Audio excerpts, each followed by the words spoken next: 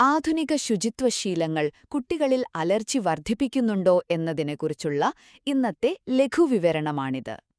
അമിതമായ ശുചിത്വവും മണ്ണിലിറങ്ങാൻ അനുവദിക്കാത്ത നമ്മുടെ രീതികളും കുട്ടികളുടെ പ്രതിരോധശേഷിയെ ശരിക്കും എങ്ങനെ കുഴപ്പത്തിലാക്കുന്നു എന്ന് വ്യക്തമാക്കുന്ന ചില കിടിലൻ ശാസ്ത്രീയ കണ്ടെത്തലുകൾ നമുക്കൊന്ന് പരിശോധിക്കാം. ഒന്നാമതായി, നമ്മുടെ പ്രതിരോധ വ്യവസ്ഥയ്ക്ക് ശരിയായ ഒരു ട്രെയിനിംഗ് ആവശ്യമാണ്.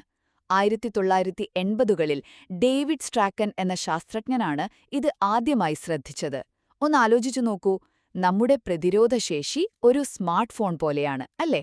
കൃത്യമായ ഡാറ്റ നൽകി അപ്ഡേറ്റ് ചെയ്തില്ലെങ്കിൽ അത് ഹാങ് ആകില്ലേ?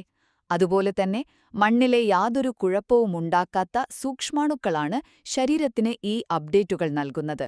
ഇതൊഴിവാക്കുമ്പോൾ സാധാരണ പൊടി കാണുമ്പോൾ പോലും ശരീരം അമിതമായി പ്രതികരിച്ച് അലർജിയുണ്ടാക്കുന്നു.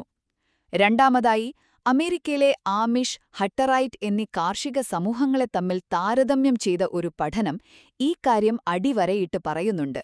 മൃഗങ്ങളുമായും മണ്ണുമായും നിരന്തരം ഇടപഴകി പരമ്പരാഗത രീതിയിൽ കൃഷി ചെയ്യുന്ന ആമിഷ് കുട്ടികൾക്ക് ആധുനിക കൃഷിരീതികൾ പിന്തുടരുന്ന ഹട്ടറൈറ്റ് കുട്ടികളെക്കാൾ ആസ്മ വരാനുള്ള സാധ്യത 4 മുതൽ 6 മടങ്ങ് വരെ കുറവാണ്.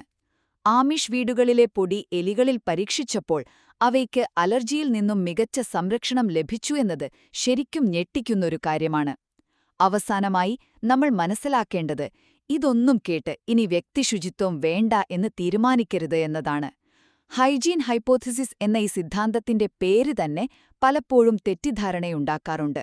വീട് വൃത്തിയാക്കുന്നതല്ല ഇവിടത്തെ യഥാർത്ഥ വില്ലൻ, മറിച്ച് വീടും പരിസരവും അമിതമായി അണുവിമുക്തമാക്കി നമുക്ക് ഗുണകരമായ ബാക്ടീരിയകളെ ഇല്ലാതാക്കുന്നതാണ് യഥാർത്ഥ പ്രശ്നം. അണുബാധകൾ തടയാൻ കൈ കഴുകുന്നതും വാക്സിനുകൾ എടുക്കുന്നതുമൊക്കെ തീർച്ചയായും അത്യാവശ്യം തന്നെയാണ്.